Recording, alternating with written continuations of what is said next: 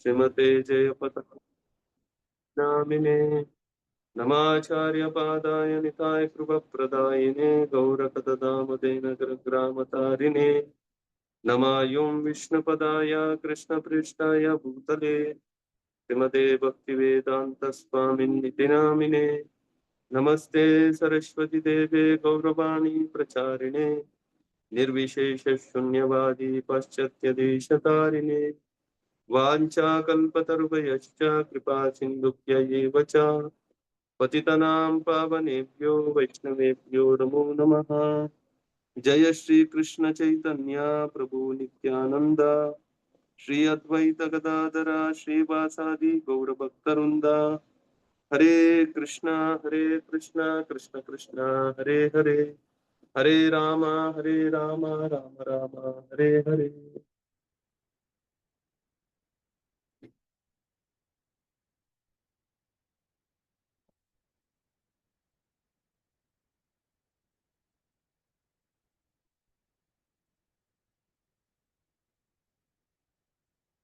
ಹರೇ ಕೃಷ್ಣ. ಶ್ರೀಮದ್ ಭಾಗವತಂ ಸ್ಕಂದ 1 ಅಧ್ಯಾಯ 2 ದೈವತ್ವ ಮತ್ತು ದೈವಿ ಸೇವೆ ಶ್ಲೋಕ 34.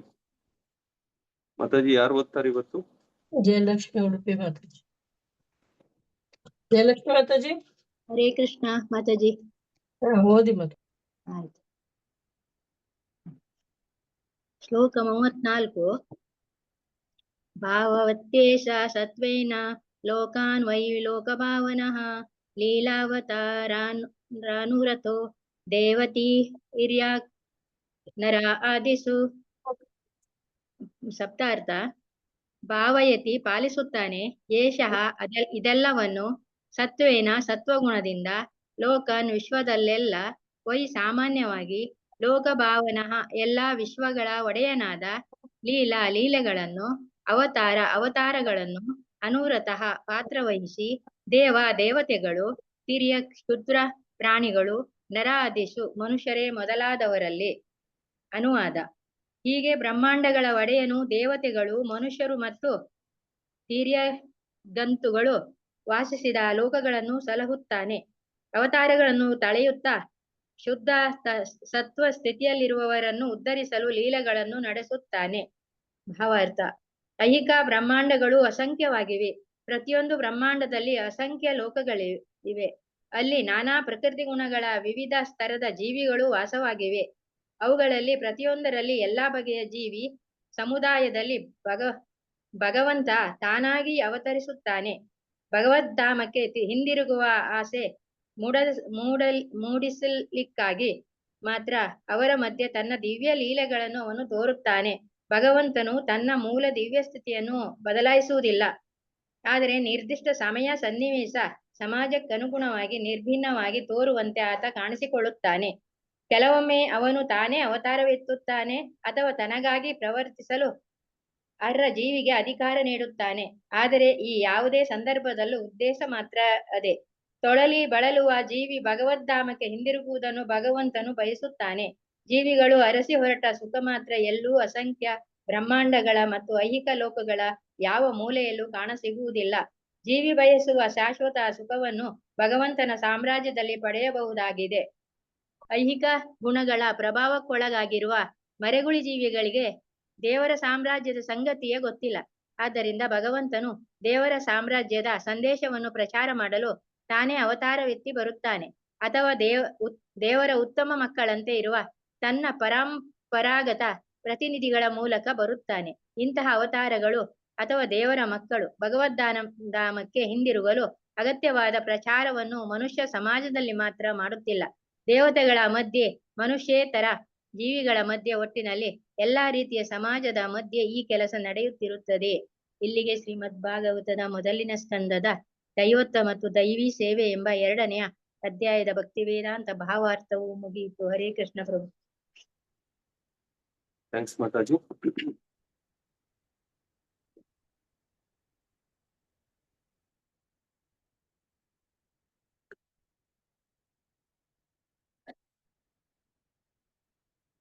ಎರಡನೇ ಅಧ್ಯಾಯದ ಕಡೆ ಶ್ಲೋಕ ಇದು. ಇದಾದ್ಮೇಲೆ ನಾವು 3ನೇ ಅಧ್ಯಾಯನ ತಿಳುವಳಿಕೆ ಪಡಿತೀವಿ. ಈ 2ನೇ ಅಧ್ಯಾಯ ಕಡೆ ಶ್ಲೋಕ 3ನೇ ಅಧ್ಯಾಯಕ್ಕೆ ಏನು ಪೀಠಿಕೆ ಬೇಕೋ ಆ ಪೀಠಿಕೆಗಳನ್ನ ಇಲ್ಲಿ ಕೊಟ್ಟಿದ್ದಾರೆ. ಅಂದರೆ 2ನೇ ಅಧ್ಯಾಯದ ಒಟ್ಟು ಸಾರಾಂಶ ರೂಪನು ಕೂಡ ಇಲ್ಲಿ ಕೊಡ್ತಾ 3ನೇ ಅಧ್ಯಾಯದಲ್ಲಿ ನಾವಿನ್ನು ಏನ್ ತಿಳುವಳಿಕೆ ಪಡಿತೀವಿ ಅನ್ನೋದನ್ನು ಕೂಡ ನಮ್ಗೆ ಇಲ್ಲಿ ಸೂತ ಗೋಸ್ವಾಮಿಗಳು ತಿಳುವಳಿಕೆ ಕೊಡ್ತಾ ಇದ್ದಾರೆ. ಅದರಿಂದ ಇದೇನ್ ಹೇಳ್ತಾ ಇದ್ದಾರೆ, ಹೀಗೆ ಬ್ರಹ್ಮಾಂಡಗಳ ಒಡೆಯನು ದೇವತೆಗಳು, ಮನುಷ್ಯರು ಮತ್ತು ನಿರ್ಜಂತುಗಳು ವಾಸಿಸುವ ಲೋಕಗಳನ್ನು ಸಲಹುತ್ತಾನೆ. ಅವತಾರಗಳನ್ನು ತಳೆಯುತ್ತಾ ಶುದ್ಧ ಸತ್ವಸ್ಥಿತಿಯಲ್ಲಿರುವವನನ್ನು ಉದ್ಧರಿಸಲು ಲೀಲೆಗಳನ್ನು ನಡೆಸುತ್ತಾನೆ. ಭಗವಂತ ಯಾವ ತರ ಅನಂತ ಕೋಟಿ ಬ್ರಹ್ಮಾಂಡಗಳಲ್ಲಿ ಅವನು ಅದನ್ನ ಸೃಷ್ಟಿನೂ ಮಾಡ್ತಾ, ಅದನ್ನ ಸಲಹುತ್ತಾ, ಮತ್ತೆ ಅದರಲ್ಲಿ ಲೀಲೆಗಳನ್ನ ಮಾಡ್ತಾ, ಪ್ರತಿಯೊಂದು ಯುಗಗಳಲ್ಲೂ ಕೂಡ ಭಗವಂತ ಭಗವದ್ಗೀತೆಯಲ್ಲಿ ಅದನ್ನೇ ಹೇಳ್ತಾರೆ, ಪರಿತ್ರಾಣಾಯ ಸಾಧೂನಾಂ ವಿನಾಶಾಯ ಚ ದುಷ್ಕೃತಾಂ ಧರ್ಮ ಸಂಸ್ಥಾಪನಾರ್ಥಾಯ ಸಂಭವಾಮಿ ಯುಗೆ ಯುಗೆ. ಯುಗ ಯುಗಗಳಲ್ಲಿ ಧರ್ಮ ತತ್ವಗಳನ್ನ ತಿಳುವಳಿಕೆ ಕೊಡೋದಕ್ಕಾಗಿ ಭಗವಂತ ಖುದ್ದಾಗಿ ಅವತಾರಗಳನ್ನ ತಗೋತಾರೆ. ಮತ್ತೆ ಅವರ ಶುದ್ಧ ಭಗವಂತನ ಭಕ್ತರನ್ನ ಈ ಒಂದು ಧರ್ಮ ತತ್ವದ ಪ್ರಚಾರಕ್ಕಾಗಿ ಅವರನ್ನ ಇಲ್ಲಿಗೆ ಕಳಿಸ್ತಾರೆ. ಬರೀ ಈ ಲೋಕದಲ್ಲ, ಎಲ್ಲ ಲೋಕಗಳಲ್ಲೂ ಕೂಡ ನಿತ್ಯವಾಗಿ ಇದನ್ನ ನಡೀತಾನೆ ಇರುತ್ತೆ. ಅದಕ್ಕೆ ಭಗವಂತಂದು ಲೀಲೆಗಳನ್ನ ನಿತ್ಯ ಲೀಲಾ ಅಂತ ಕರೀತಾರೆ. ಆ ಲೀಲೆ ಯಾವತ್ತೂ ಕೂಡ ಮುಗಿಯಲ್ಲ. ಇವತ್ತು ಇಲ್ಲಿ ಈಗ ಭಗವಂತ ಚೈತನ್ಯ ಮಹಾಪ್ರಭುದು ಲೀಲೆ ಇಲ್ಲಿ ಈ ಬ್ರಹ್ಮಾಂಡದಲ್ಲಿ ಮಾಡಿದ್ದಾರೆ. ಇವಾಗ ಇನ್ಯಾವುದೋ ಬ್ರಹ್ಮಾಂಡದಲ್ಲಿ ಭಗವಂತ ಕೃಷ್ಣನ ಲೀಲೆ ನಡೀತಾ ಇದೆ. ಅದಾದ್ಮೇಲೆ ಮತ್ತೆ ಆ ಬ್ರಹ್ಮಾಂಡದಲ್ಲಿ ಚೈತನ್ಯ ಮಹಾಪ್ರಭು ಮತ್ತೆ ಅಲ್ಲಿ ಲೀಲೆಗಳನ್ನ ಮಾಡ್ತಾ ಹೋಗ್ತಾರೆ. ಮತ್ತೆ ಪ್ರಭುಪಾದರಂತವರನ್ನ ಈ ಜಗತ್ತಿಗೆ ಕಳಿಸ್ತಾರೆ. ಮತ್ತೆ ಎಲ್ಲಾ ಕಡೆ ಪ್ರಚಾರಕ್ಕೆ ವ್ಯವಸ್ಥೆ ಮಾಡ್ತಾರೆ. ಕಾರಣ ಏನು ಅನ್ನೋದನ್ನ ನಾವಿಲ್ಲಿ ಪ್ರಭುಪಾದರ ಭಾವಾರ್ಥದಲ್ಲಿ ತುಂಬಾ ಚೆನ್ನಾಗಿ ನಾವು ತಿಳುವಳಿಕೆ ಪಡಿತೀವಿ. ಐಕ ಬ್ರಹ್ಮಾಂಡಗಳು ಅಸಂಖ್ಯವಾಗಿವೆ. ಪ್ರತಿಯೊಂದು ಬ್ರಹ್ಮಾಂಡದಲ್ಲೂ ಅಸಂಖ್ಯ ಲೋಕಗಳಿವೆ. ಅಲ್ಲಿ ನಾನಾ ಪ್ರಕೃತಿ ಗುಣಗಳ ವಿವಿಧ ಸ್ತರದ ಜೀವಿಗಳು ವಾಸವಾಗಿವೆ. ಅವುಗಳಲ್ಲಿ ಪ್ರತಿಯೊಂದರಲ್ಲಿ ಎಲ್ಲಾ ಬಗೆಯ ಜೀವಿಗಳ ಸಮುದಾಯದಲ್ಲಿ ಭಗವಂತ ತಾನಾಗಿ ಅವತರಿಸುತ್ತಾನೆ. ಬರೀ ಈ ಲೋಕದಲ್ಲಿ ಮಾತ್ರ ಅಲ್ಲ, ಅಸಂಖ್ಯವಾದ ಬ್ರಹ್ಮಾಂಡಗಳಿವೆ. ಬ್ರಹ್ಮ ಸಂಹಿತೆಯಲ್ಲೂ ಕೂಡ ಬ್ರಹ್ಮದೇವರು ಅದನ್ನೇ ಹೇಳ್ತಾರೆ, ಲೆಕ್ಕ ಇಲ್ದಿರ. ಒಂದ್ಸಲಿ ಏನಾಯ್ತು, ಬ್ರಹ್ಮದೇವರು ಚೈತನ್ಯ ಚರಿತಾಮೃತದಲ್ಲಿ ಕೃಷ್ಣದಾಸ್ ಕವಿರಾಜ್ ಗೋಸ್ವಾಮಿಗಳು ಈ ಒಂದು ವಿಚಾರನ ತಿಳುವಳಿಕೆ ಕೊಡ್ತಾರೆ. ಅದನ್ನ ಚೈತನ್ಯ ಮಹಾಪ್ರಭು ಹೇಳಿರೋದು. ನಿಮ್ಗೆಲ್ರಿಗೆ ಸಾಕಷ್ಟು ಜನಕ್ಕೆ ಗೊತ್ತಿರ್ಬೋದು, ಗೊತ್ತಿಲ್ದಿರ ಇರೋರು ಒಂದ್ಸಲಿ ನಾವ್ ಇದನ್ನ ಮತ್ತೆ ಸ್ಮರಣೆ ಮಾಡ್ಕೊಳ್ಳೋಣ. ಯಾರ್ಯಾರಿಗೆ ಗೊತ್ತಿದೆ ಅವ್ರು ಇನ್ನೊಂದ್ಸಲಿ ಸ್ಮರಣೆ ಮಾಡ್ಕೊಳ್ಳಿ. ಯಾರಿಗೆ ಗೊತ್ತಿದೆ ಇದು ಲೀಲೆ, ಯಾರಾದ್ರೂ ಹೇಳ್ಬೋದಾ? ನಾನ್ ಹೇಳೋದಕ್ಕಿಂತ ಬೇರೆ ನೀವ್ ಯಾರಾದ್ರೂ ಹೇಳ್ತೀರಾ ಗೊತ್ತಿರೋರು? ಶಿವನಾಥ್ ಪ್ರಭು, ಮೋಹನ್ ರೂಪ ಪ್ರಭು. ಪ್ರಭು ಒಂದ್ ಸ್ವಲ್ಪ ಪ್ರಮಾಣದಲ್ಲಿ ಕೇಳಿಸ್ಕೊಂಡಿದ್ದೀನಿ ಪ್ರಭು. ಹರೇ ಕೃಷ್ಣ ಪ್ರಭು. ಒಂದ್ ಸ್ವಲ್ಪ ಮಟ್ಟಿಗೆ ತಿಳುವಳಿಕೆ ಪಟ್ಟಿವಿ ಪ್ರಭು.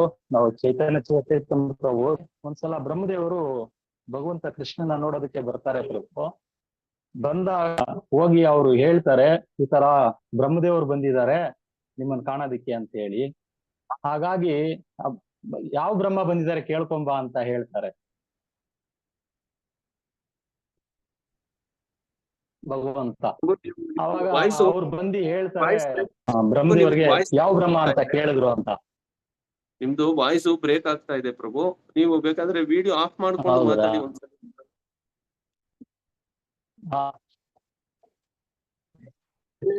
ಪ್ರಭು. ಪ್ರಭು ಇವಾಗ ಕೇಳಿಸ್ತಾ ಇದೆಯಾ? ಇವಾಗ ಪರವಾಗಿಲ್ಲ, ಕೇಳಿಸ್ತಾ ಇದೆ, ಹೇಳಿ ಪ್ರಭು. ಕೇಳಿಸ್ತಾ ಇಲ್ವಾ? ಕೇಳಿಸ್ತಾ ಇದೆ, ಹೇಳಿ ಪ್ರಭು, ಕೇಳಿಸ್ತಾ ಇದೆ. ಪ್ರಭು ಸರಿ. ಹರೇ ಕೃಷ್ಣ. ಬ್ರಹ್ಮದೇವರು ಯಾವ ಬ್ರಹ್ಮ ಬಂದಿದ್ದಾರೆ ಅಂತ ಕೇಳ್ತಾ ಇದ್ದಾರೆ ಅಂತ ಹೇಳ್ತಾರೆ. ಅವಾಗ ಸರಿ ಚತುರ್ಮುಖ ಬ್ರಹ್ಮ ಬಂದಿದ್ದಾರೆ ಅಂತ ಹೇಳಿ ಅಂತ ಹೇಳ್ತಾರೆ. ಅವಾಗ ಬ್ರಹ್ಮದೇವರಿಗೆ ಡೌಟ್ ಬರುತ್ತೆ, ಏನಪ್ಪಾ ಈ ಲೋಕಕ್ಕೆ ನಾನೇ ಬ್ರಹ್ಮ, ಸೃಷ್ಟಿಕರ್ತ ನಾನೇ, ಆದ್ರೆ ಭಗವಂತ ಯಾಕೆ ಈ ತರ ಯಾವ ಬ್ರಹ್ಮ ಅಂತ ಕೇಳಿದ್ರಲ್ಲ ಅಂತ ಹೇಳ್ತಾರೆ. ಇದನ್ನ ನೋಡಿ ಭಗವಂತನಿಗೆ ಗೊತ್ತಾಗುತ್ತೆ, ಏನೋ ಬ್ರಹ್ಮದೇವರು ಚಿಂತನೆ ಮಾಡ್ತಾ ಇದ್ದಂಗ ಅವ್ರೆ ಅಂತ ಹೇಳ್ತಾರೆ. ಅವರು ಏನ್ ಚಿಂತೆ ಮಾಡ್ತಾ ಇದ್ದಾರೆ, ನನ್ನನ್ನ ಬಿಟ್ಟು ಬೇರೆ ಯಾರಾದ್ರೂ ಬ್ರಹ್ಮ ಇದ್ದಾರಾ ಇಲ್ಲಿ ಅಂತ ಹೇಳ್ತಾರೆ. ಅವಾಗ ಭಗವಂತ ಸರಿ ಆಯ್ತು, ಒಂದ್ 5 ನಿಮಿಷ ಕುತ್ಕೊಂಡಿರು ಅಂತ ಹೇಳಿ ಭಗವಂತ ಸ್ಮರಣೆಯಿಂದನೇ ಒಂದೊಂದೇ ಲೋಕದಿಂದ ಎಲ್ಲಾ ಬ್ರಹ್ಮದೇವರು ಬರ್ತಾ ಇರ್ತಾರೆ ಅಲ್ಲಿಗೆ. 100 ತಲೆ ಬ್ರಹ್ಮ, 1000 ತಲೆ ಬ್ರಹ್ಮ, ಈ ತರ 1,00,000 ತಲ ಬ್ರಹ್ಮ ಇರೋರು ಸಹ ಅಲ್ಲಿ ಬರ್ತಾರೆ. ಇದನ್ನೆಲ್ಲ ನೋಡಿ ಬ್ರಹ್ಮದೇವರಿಗೆ ಆಶ್ಚರ್ಯ ಆಗುತ್ತೆ. ಡೌಟ್ ಕ್ಲಿಯರ್ ಆಯ್ತಾ ಅಂತ ಕೇಳಿ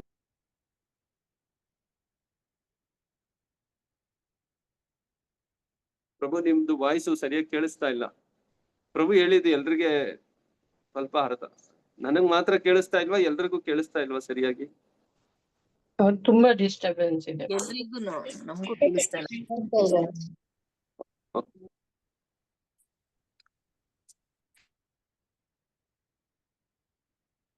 ಬ್ರಹ್ಮದೇವರು ಚಿಂತನೆ ಮಾಡಿದ್ದನ್ನ ಭಗವಂತ ಏನ್ ಮಾಡ್ತಾರೆ, ಎಲ್ಲಾ ಬ್ರಹ್ಮದೇವರನ್ನ ಅಲ್ಲಿಗೆ ಕರೆಸ್ತಾರೆ. ಮತ್ತೆ ಅವರೆಲ್ಲರೂ ಕೂಡ ಬಂದು ಭಗವಂತನಿಗೆ ನಮಸ್ಕಾರ ಮಾಡ್ತಾರೆ. ಅದರದ್ದು ವರ್ಣನೆ ಇದೆ ಚೈತನ್ಯ ಚರಿತಾಮೃತದಲ್ಲಿ. ಏನ್ ಹೇಳ್ತಾರಪ್ಪ ಅಂದ್ರೆ, ಆ ಸಮಯದಲ್ಲಿ ಒಂದು ಅದ್ಭುತ ಆಗಿರೋದು, ವಾದ್ಯಗಳ ಸಮ್ಮಿಲನ ಆಗಿರೋ ತರ ಒಂದು ಶಬ್ದ ಪ್ರಾಪ್ತಿ ಆಗುತ್ತಂತೆ. ಯಾಕೆ ಅಂದ್ರೆ ಬ್ರಹ್ಮದೇವರ ದೇಹದಲ್ಲಿರೋದು ಒಡವೆಗಳೆಲ್ಲಾನು ಕೂಡ ಒಂದಕ್ಕೊಂದು ತಾಕ್ತಾ ಒಂದು ಶಬ್ದ ಸೃಷ್ಟಿ ಆಯ್ತು. ಆ ಶಬ್ದನೂ ಕೂಡ ಒಂದು ಸಂಗೀತದ ಶಬ್ದ ತರ ಇತ್ತು ಅನ್ನೋದನ್ನ ಅಲ್ಲಿ ನಮ್ಗೆ ತಿಳುವಳಿಕೆ ಕೊಡ್ತಾರೆ ಚೈತನ್ಯ ಮಹಾಪ್ರಭು. ಅದರಿಂದ ಲೆಕ್ಕ ಇಲ್ದಿರ ಇರೋಷ್ಟು ಬ್ರಹ್ಮಾಂಡಗಳಿದೆ, ಅದರಲ್ಲಿ ಲೆಕ್ಕ ಇಲ್ದಿರ ಇರೋಷ್ಟು ಜೀವಿಗಳು ವಾಸ ಮಾಡ್ತಾ ಇದ್ದಾರೆ. ಮತ್ತೆ ಒಂದೊಂದು ಬ್ರಹ್ಮಾಂಡಗಳನ್ನ ನೋಡ್ಕೊಳೋದಕ್ಕಾಗಿ ವಿಶೇಷವಾಗಿ ಬ್ರಹ್ಮದೇವರಿದ್ದಾರೆ. ಈ ಬ್ರಹ್ಮದೇವರು ಚತುರ್ಮುಖ ಬ್ರಹ್ಮ ಆದರೆ ಬೇರೆ ಬೇರೆ ಬ್ರಹ್ಮದೇವರು ಇದ್ದಾರೆ. ಅವರು 6 ಮುಖ ಬ್ರಹ್ಮ, 1000 ಮುಖ, 1,00,000 ಮುಖ ಬ್ರಹ್ಮ. ಈ ಪ್ರಕಾರವಾಗಿ ಅವರಿಗೆ ಏನು ಬೇಕು, ಆ ಬ್ರಹ್ಮಾಂಡಕ್ಕೆ ಏನು ಅಗತ್ಯ ಇದೆಯೋ ಆ ತರ ದೇವರನ್ನು ಕೂಡ ಭಗವಂತ ಸೃಷ್ಟಿ ಮಾಡಿದ್ದಾನೆ. ಅವರೆಲ್ಲರೂ ಕೂಡ ಭಗವಂತನ ಸೇವೆಯಲ್ಲಿ ತೊಡಗಿದ್ದಾರೆ. ಇದೆಲ್ಲ ವಿಚಾರಗಳನ್ನ ನಮ್ಗೆ ಚೈತನ್ಯ ಚರಿತಾಮೃತದಲ್ಲಿ ತಿಳುವಳಿಕೆ ಕೊಡುತ್ತೆ. ಅದರಿಂದ ಬ್ರಹ್ಮಾಂಡ ಭ್ರಮಿತೆ ಕೋನೋ ಭಾಗ್ಯವಾನ್ ಜೀವ. ಬ್ರಹ್ಮಾಂಡದಲ್ಲಿ ಭ್ರಮಣೆ ಮಾಡಿ ಯಾರೋ ಒಬ್ಬ ವ್ಯಕ್ತಿಗೆ ಗುರು ಕೃಷ್ಣ ಪಾಯೆ ಭಕ್ತಿ ಲತಾ ಬೀಜ. ಗುರು ಮತ್ತೆ ಕೃಷ್ಣನ ಕೃಪೆಯಿಂದ ಗುರುಗಳಿಂದ ಒಂದು ಭಕ್ತಿದು ಬೀಜ ಪ್ರಾಪ್ತಿ ಆಗುತ್ತೆ.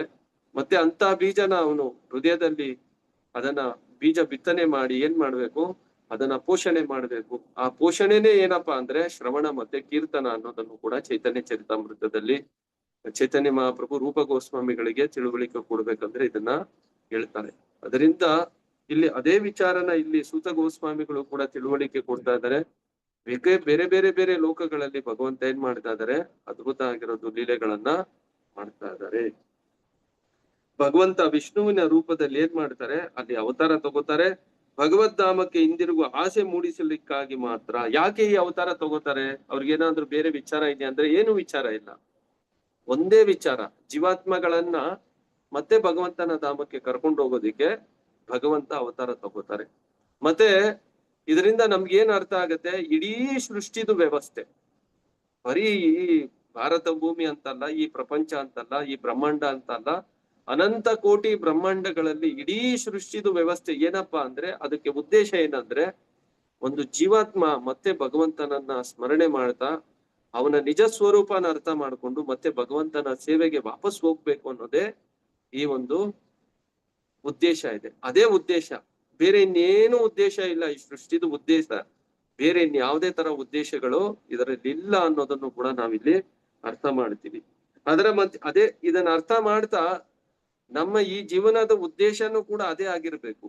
ಯಾಕೆಂದ್ರೆ ಬೇರೆ ಇನ್ನೇನಿಲ್ಲ ಈ ಉದ್ದೇಶ ಇಲ್ಲಿ. ನಮ್ ಕರ್ಮಾನುಸಾರವಾಗಿ ಮುಂದೆ ನಮ್ಗೆ ಪ್ರಹ್ಲಾದ್ ಮಹಾರಾಜ್ ಹೇಳ್ತಾರೆ, ಕೌಮಾರಂ ಆಚಾರ್ಯೇತ್ ಪ್ರಜ್ಞೋ ಧರ್ಮಾನ್ ಭಾಗವತ ನಿಹ ದುರ್ಲಭಂ ಮಾನುಷಿಂ ಜನ್ಮ ತದಪಿ ಅಧ್ರುವ ಮತ್ತದಂ. ದುರ್ಲಭ ಆಗಿರೋದು ಮನುಷ್ಯ ಜನ್ಮ ಸಿಕ್ಕಿದೆ, ಇದರದ್ದು ಒಂದೇ ಉದ್ದೇಶ ಇಟ್ಕೊಳ್ಳಿ. ಇದು ದುರ್ಲಭ ಆಗಿರೋದು ಸಿಕ್ಕಿದ್ರೇನು ಕೂಡ ಇವಾಗ ನಾಳೆನೋ ಯಾವತ್ತ ಒಂದಿನ ಇದೆಯಾ ನಾಶ ಆಗೋಗುತ್ತೆ. ಅದರಿಂದ ಭಗವಂತನ ಸೇವೆಯಲ್ಲಿ ಕೌಮಾರಂ ಆಚಾರ್ಯೇತ್ ಪ್ರಜ್ಞೋ, ಆ ಭಗವಂತನ ಪ್ರಜ್ಞೆಯಲ್ಲಿ ನಾವೇನ್ ಮಾಡ್ಬೇಕು, ನಾವು ನಮ್ ಜೀವನನ ರೂಪಿಸ್ಕೋಬೇಕು. ಗುರು ಪರಂಪರೆಯಲ್ಲಿ ಇಂಥ ವಿಚಾರಗಳನ್ನ ನಾವು ತಿಳುವಳಿಕೆ ಪಟ್ಕೊಂಡು ನಮ್ಮ ಜೀವನದ ಗುರಿಯನ್ನ ಸ್ಪಷ್ಟವಾಗಿ ಇಟ್ಕೊಂಡ್ಬಿಡ್ಬೇಕು. ನಮ್ ಜೀವನದ ಗುರಿ ಏನು? ಜೀವನದ ಗುರಿ ಭಗವದ್ಗೀತೆಯಿಂದ ಇರ್ಬೋದು, ಭಾಗವತದಿಂದ ಇರ್ಬೋದು, ಬೇರೆ ಯಾವುದೇ ವೇದಗಳಿಂದ ಇರ್ಬೋದು, ಉಪನಿಷತ್ತುಗಳಿಂದ ಇರ್ಬೋದು, ಯಾವ್ದನ್ನ ನೋಡಿದಾಗೂ ಕೂಡ ಕಟ್ಟ ಕಡೆಗೆ ಜೀವನದ ಗುರಿ ಆತ್ಮ ಸಾಕ್ಷಾತ್ಕಾರ, ಭಗವಂತನ ಸಾಕ್ಷಾತ್ಕಾರ. ಭಗವಂತನಿಗೂ ನಮಗೂ ಸಂಬಂಧನ ಮತ್ತೆ ನಾವು ಪುನಃಸ್ಥಾಪನೆ ಮಾಡಬೇಕು. ಅದಕ್ಕಾಗಿನೇ ಭಗವಂತ ಖುದ್ದಾಗಿ ಪ್ರತಿಯೊಂದು ಬ್ರಹ್ಮಾಂಡದಲ್ಲೂ ಕೂಡ ಭಗವಂತ ಲೀಲೆಗಳನ್ನ ಮಾಡ್ತಾರೆ. ಬೇರೆ ಇನ್ನೇನೇ ಉದ್ದೇಶ ಇಲ್ಲ ಅದಕ್ಕೆ. ಜೀವಾತ್ಮಗಳು ನಾವು ಈ ಜಗತ್ತಲ್ಲಿ ಈ ಹುಟ್ಟು ಸಾವು ರೋಗ ವೃದ್ಧಾಪ್ಯಗಳ ಮಧ್ಯದಲ್ಲಿ ಸಿಕ್ಕಾಕೊಂಡ್ಬಿಟ್ಟಿದೀವಿ. ನಮ್ಗೆ ಯಾರಿಗೂ ಇಷ್ಟ ಇಲ್ಲ ಇದು. ಯಾರಿಗಾದ್ರೂ ಇಷ್ಟ ಇದೆಯಾ? ವಯಸ್ಸಾಗ್ಬೇಕು ಅಂತ ಯಾರಾದ್ರೂ ಇಷ್ಟ ಪಡ್ತೀವ? ಖಂಡಿತವಾಗ್ಲೂ ಯಾರು ಇಷ್ಟ ಪಡಲ್ಲ. ರೋಗ ಬರ್ಬೇಕು ಅಂತ ಯಾರಿಗಾದ್ರೂ ಇಷ್ಟ ಇದೆಯಾ? ಇಲ್ವೇ ಇಲ್ಲ. ಮತ್ತೆ 9 ತಿಂಗಳು ತಾಯಿ ಗರ್ಭದಲ್ಲಿ ಹೋಗಿ ನೀವ್ ಈ ತರ ವಾಸ ಮಾಡಿ ಅಂತ ಯಾರಿಗಾದ್ರೂ ಹೇಳಿದ್ರೆ ನಾವ್ ಅದನ್ನ ಮಾಡಕ್ ಇಷ್ಟ ಪಡ್ತೀವ? ಖಂಡಿತವಾಗ್ಲೂ ಇಲ್ಲ. ಯಾಕೆಂದ್ರೆ ತಾಯಿ ಗರ್ಭದಲ್ಲಿ ಜನ್ಮ ತಗೊಳೋದು ಮತ್ತೆ ಮತ್ತೆ ತಾಯಿ ಗರ್ಭಕ್ಕೆ ಹೋಗೋದು ಅನ್ನೋದು ನಾವು ತುಂಬಾ ಭಯಂಕರ ಆಗಿರೋದು ಯಾತನೆಗಳನ್ನ ಅನುಭವ ಮಾಡ್ತೀವಿ. ಇದನ್ನು ಕೂಡ ಶ್ರೀಮದ್ ಭಾಗವತದಲ್ಲಿ ಕಪಿಲ ದೇವರು ತನ್ನ ತಾಯಿ ದೇಹೋತಿಗೆ ಈ ಒಂದು ವಿಚಾರಗಳನ್ನ, ತಾಯಿ ಗರ್ಭದಲ್ಲಿ ಯಾವ ತರ ಆ ಒಂದು ಜೀವಾತ್ಮ ಪ್ರವೇಶ ಮಾಡುತ್ತೆ, ಮತ್ತೆ ಅಲ್ಲಿ ಹೆಂಗ್ ಬೆಳೆಯುತ್ತೆ, ಮತ್ತೆ ಎಷ್ಟನೇ ತಿಂಗಳಲ್ಲಿ ನೆನಪಾಗುತ್ತೆ, ಆ ನೆನಪನ್ನ ತಗೊಂಡು ಯಾವ ತರ ಯಾತನೆ ಅನುಭವಿಸ್ತಾ ಇರುತ್ತೆ, ಮತ್ತೆ ಒಳಗಡೆ ತಾಯಿ ಗರ್ಭದಲ್ಲಿ ಆ ಕ್ರಿಮಿ ಕೀಟಗಳು ಯಾವ ತರ ಆ ಮಗುಗೆ ಕಚ್ಚುತ್ತಾ ಇರುತ್ತೆ, ಮತ್ತೆ ತಾಯಿ ಯಾವಾಗ ಖಾರ ಆಗಿರೋದು ಪದಾರ್ಥಗಳನ್ನ ತಿಂದಾಗ ಯಾವ ತರ ಮಗು ಆ ತೊಂದ್ರೆನ, ಆ ಒಂದು ಉರಿನ ಯಾವ ತರ ಅನುಭವ ಮಾಡುತ್ತೆ. ಈ ತರ ಪ್ರತಿಯೊಂದನ್ನು ಕೂಡ ಅಲ್ಲಿ ಕಪಿಲ ದೇವರು ಸ್ವತಃ ಭಗವಂತ, ಮತ್ತೆ ಭಗವಂತಂದು ಅವತಾರ, ಅವ್ರು ಅದನ್ನ ನಮ್ಗೆ ತಿಳುವಳಿಕೆ ಕೊಡ್ತಾರೆ. ಈ ತರ ಈ ಭೌತಿಕ ಜಗತ್ತಲ್ಲಿ ಈ ಹುಟ್ಟು ಸಾವು ರೋಗ ಮತ್ತೆ ವೃದ್ಧಾಪ್ಯಗಳು, ಸಾವು ಅನ್ನೋದು ಯಾರಿಗಾದ್ರೂ ಇಷ್ಟ ಇದೆಯಾ? ನಾನು ದೇಹ ಬಿಟ್ಬಿಡ್ಬೇಕಂತ ಯಾರಾದ್ರೂ ಯೋಚನೆ ಮಾಡ್ತೀವ? ಇಲ್ಲವೇ ಇಲ್ಲ. ಇದು ನಮ್ಮ ನಿಜವಾದ ಸಮಸ್ಯೆಗಳು. ಈ ಸಮಸ್ಯೆಯಲ್ಲಿ ಜೀವಾತ್ಮಕ್ಕೆ ಈ ಸಮಸ್ಯೆ ಇಲ್ಲ. ಭಗವದ್ಗೀತೆಯಲ್ಲಿ ಭಗವಂತ ಅದನ್ನೇ ಹೇಳ್ತಾ ಇರೋದು, ನಾ ಜಾಯತೆ ಮ್ರಿಯತೆ ವಾ ಕದಾಚಿನ್ ನ್ಯಾಯಂ ಭೂತ್ವ ಭವಿಷ್ಯವಾನ ಭೂಯಃ ಅಜೋ ನಿತ್ಯ ಶಾಶ್ವತೋಯಂ ಪುರಾಣೋ ನಾನ್ಯತೆ ಅನ್ಯಮಾನೆ ಶರೀರೆ. ಶರೀರನ ಕೊಂದಾಕ್ದಾಗ ಆತ್ಮ ಯಾವತ್ತೂ ಕೂಡ ನಷ್ಟ ಆಗಲ್ಲ. ಅದು ಹಿಂದೆ ಹುಟ್ಟಿಲ್ಲ, ಮುಂದೆ ಹುಟ್ಟಿನೂ ಬರೋದಿಲ್ಲ. ಅದು ಜನ್ಮರಹಿತವಾಗಿರೋದು, ಶಾಶ್ವತ ಆಗಿರೋದು. ಆ ಎಲ್ಲಾ ಗುಣಗಳು ಆತ್ಮದಲ್ಲಿ ಇರೋದ್ರಿಂದಾನೇ ನಾವನ್ನು ಕೂಡ ಏನ್ ಮಾಡ್ತಾ ಇದೀವಿ? ಅದನ್ನೇ ಬಯಸ್ತಾ ಇದ್ದೀವಿ. ಆದ್ರೆ ಪರಿಸ್ಥಿತಿ ಏನಾಗೋಗಿದೆ, ಈ ದೇಹನ ಇಟ್ಕೊಂಡು, ಈ ಭೌತಿಕ ದೇಹನ ಇಟ್ಕೊಂಡು ನಾವು ಅದನ್ನ ಬಯಸ್ತಾ ಇದ್ದೀವಿ. ಅದೇ ನಮ್ ಸಮಸ್ಯೆ. ಈ ಸಮಸ್ಯೆ ಭಗವಂತ ಸೃಷ್ಟಿ ಮಾಡಿ ಕೊಟ್ನ ಅಂದ್ರೆ ಇಲ್ಲ, ನಮ್ಮ ಇಚ್ಛೆ ಅದು. ನಮ್ಮ ಇಚ್ಛೆ ಪ್ರಕಾರವಾಗಿ ನಾವು ಈ ತರ ಒಂದ್ ದೇಹದಲ್ಲಿ ಬಂದಿದ್ದೀವಿ. ಆದ್ರೆ ಯಾವಾಗ ನಾವು ಭಗವಂತನ ಮಾತು ಕೇಳಿ ನಮ್ಮ ಇಚ್ಛೆನ ಬದಲಾವಣೆ ಮಾಡ್ಕೋತೀವೋ, ಅದನ್ನೇ ನಾವು 2ನೇ ಅಧ್ಯಾಯದಲ್ಲಿ ತಿಳುವಳಿಕೆ ಪಟ್ವಿ. ಸ್ವತಂತ್ರನ ಕ್ರಮಗೊಳಿಸುವ ತತ್ವಗಳ ಮೂಲಕ ನಾವ್ ಯಾವಾಗ ಇದನ್ನ ಸರಿಪಡಿಸ್ಕೋತೀವೋ ಅವಾಗ ಏನಾಗುತ್ತೆ, ನಮ್ಗೆ ದಿವ್ಯವಾಗಿರೋದು ನಮ್ಮ ನಿಜ ಶರೀರ ಏನಿದೆಯೋ ಆ ಶರೀರ ನಮ್ಗೆ ಮತ್ತೆ ವಾಪಸ್ಸು ಬರುತ್ತೆ. ಅದು ಆಲ್ರೆಡಿ ಇದೆ, ಅದು ಇಲ್ಲ ಅಂತಲ್ಲ, ಆದ್ರೆ ಅದನ್ನ ಮರ್ತೋಗಿದ್ದೀವಿ ನಾವು. ಅದು ನಮ್ಗೆ ಆ ಅನುಭವ ನಾವ್ ಇವಾಗ ಪಡೆಯಕ್ ಆಗ್ತಾ ಇಲ್ಲ. ಮಾಯೆ ಏನಾಗಿದೆ, ಅದನ್ನ ಮುಚ್ಚಿಬಿಟ್ಟಿದೆ. ಈ ಮಾಯೆಯಲ್ಲಿ ಇರ್ಬೇಕನ್ನೋದು ವಿಚಾರ ಇದೆ, ಅದರಿಂದ ಮಾಯೆ ಮುಚ್ಚಿದೆ. ಅದಕ್ಕೆ ಭಗವಂತ ಹೇಳ್ತಾ ಇರೋದು, ದೈವಿ ಏಷ ಗುಣಮಯಿ ಮಮ ಮಾಯ ದುರತ್ಯಯ. ಈ ಮಾಯೆ ಭಗವಂತನೇ ನಿವಾರಿಸ್ಬೇಕು. ಆ ಭಗವಂತನ ನಿವಾರಿಸ್ಬೇಕಂದ್ರೆ ನಾವೇನ್ ಮಾಡ್ಬೇಕು? ಮಾಮೇವ ಹಿ ಪ್ರಪದ್ಯಂತೆ. ನಾವ್ ಯಾವಾಗ ಭಗವಂತನಿಗೆ ಶರಣಾಗತಿ ತಗೋತೀವೋ ಮಾಯಾಮೇತಾಂ ತರಂತಿತೆ, ಅವಾಗ ಮಾತ್ರ ಈ ಮಾಯೆ ನಮ್ಮಿಂದ ದೂರ ಹೊಟ್ಟೋಗೋದಿಕ್ಕೆ ಸಾಧ್ಯ ಆಗುತ್ತೆ. ಅದಕ್ಕೆ ಅದು ಒಂದೇ ಕಾರಣದಿಂದ ಅದಕ್ ಮಾತ್ರನೇ ಭಗವಂತ ಏನ್ ಮಾಡ್ತಾ ಇದಾರೆ, ಈ ಜಗತ್ತಲ್ಲಿ ಅವತಾರಗಳನ್ನ ತಗೋತಾ ಇದ್ದಾರೆ. ಅದು ಬಿಟ್ಟು ಬೇರೆ ಇನ್ಯಾವುದು ಉದ್ದೇಶ ಇಲ್ಲ ಇಲ್ಲಿ, ಬೇರೆ ಇನ್ನೇನೇ ಉದ್ದೇಶ. ಅದೇ ತರ ನಾವೂನು ಕೂಡ ನಮ್ಗೆ ಬೇರೆ ಇನ್ಯಾವುದೇ ಉದ್ದೇಶ ಇಟ್ಕೋಬಾರ್ದು. ನಮ್ಮ ನಿಜ ಸ್ವರೂಪ ಮತ್ತೆ ಭಗವಂತನ ಜೊತೆ ನಾನು ಶಾಶ್ವತ ಆಗಿರೋದು ಸಂಬಂಧ ನಮ್ಗೆ ಗೊತ್ತಾಗ್ಬೇಕು ಅನ್ನೋ ಪ್ರಜ್ಞೆ ಇಟ್ಕೊಂಡು, ಅದಕ್ಕೆ ಪ್ರಭುಪಾದರು ಇದನ್ನ ಯಾವಾಗ್ಲೂ ಹೇಳ್ತಾರೆ, ಅಬ್ಸಲ್ಯೂಟ್ ಟ್ರೂತ್, ಪರಮ ಸತ್ಯ, ಪರಮ ಸತ್ಯ, ಪರಮ ಸತ್ಯನ ನಾವು ಅರ್ಥ ಮಾಡ್ಕೋಬೇಕು. ಆ ಪರಮ ಸತ್ಯ ಏನು ಅಂದ್ರೆ ಜೀವಾತ್ಮ ಮತ್ತೆ ಆ ಭಗವಂತ ದೇವೋತ್ತಮ ಪರಮ ಪುರುಷನಿಗೆ ನಿಕಟ ಆಗಿರೋದು ಸಂಬಂಧ ಇದೆ. ಆ ಸಂಬಂಧ ನಾವು ಪುನಶ್ಚೇತನ ಮಾಡ್ಲೇಬೇಕು. ಅದಕ್ಕೆ ಮನುಷ್ಯ ಜನ್ಮ ಪ್ರಾಪ್ತಿ. ಅದಕ್ಕೆ ಭಗವಂತ ಈ ಜಗತ್ತಲ್ಲಿ ಅವತಾರ ತಗೊಳ್ತಾರೆ. ಅವರ ಮಧ್ಯೆ ತನ್ನ ದಿವ್ಯ ಲೀಲೆಗಳನ್ನು ಅವನು ತೋರಿಸುತ್ತಾನೆ. ಅವತಾರ ತಗೊಂಡು ಅವ್ರೇನ್ ಮಾಡ್ತಾ ಇದ್ದಾರೆ, ದಿವ್ಯವಾಗಿರೋದು ಲೀಲೆಗಳನ್ನ ತೋರಿಸ್ತಾ ಇದ್ದಾರೆ. ಕರೆಕ್ಟ್ ಅಲ್ವಾ? ಭಗವಂತ ಕೃಷ್ಣ ಎಂತ ಅದ್ಭುತ ಆಗಿರೋದು ಲೀಲೆಗಳನ್ನ ತೋರಿಸಿದ್ರು. ಗೋಪಾಲಕರು ಮತ್ತೆ ಎಲ್ಲ ಅವ್ರ ಸ್ನೇಹಿತರು, ಗೋಪಿಯರು ಎಲ್ರೂ ಕೂಡ ಭಯ ಪಟ್ಬಿಟ್ರು. ಯಾವಾಗ ಭಯ ಪಟ್ರು? ಯಾವಾಗ ಇಂದ್ರನ ಪೂಜೆ ಮಾಡಿಲ್ಲ ಅಂದ್ರೆ ನಮ್ಗೆ ಏನಾಗುತ್ತೆ, ತುಂಬಾ ತೊಂದರೆ ಬಂದ್ಬಿಡುತ್ತೆ ಅಂತ ಅವ್ರೆಲ್ರೂ ಕೂಡ ಭಯ ಪಟ್ರು.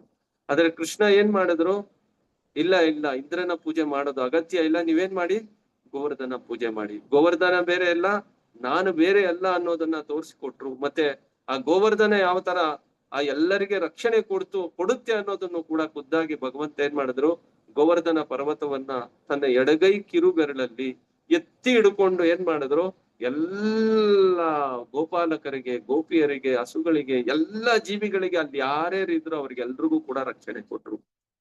ಸಂವರ್ತಕ ಮೋಡ ಕರೆಸಿ ಇಂದ್ರದೇವರು ಮಳೆ ಸುರಿಸಿದ್ದು ಸಾಮಾನ್ಯ ಆಗಿರೋದು ಮಳೆ ಅಲ್ಲ, ಪ್ರಳಯ ಕಾಲದಲ್ಲಿ ಬರುವಂತಹ ಮಳೆಯನ್ನ ತರಿಸಿದ್ರು.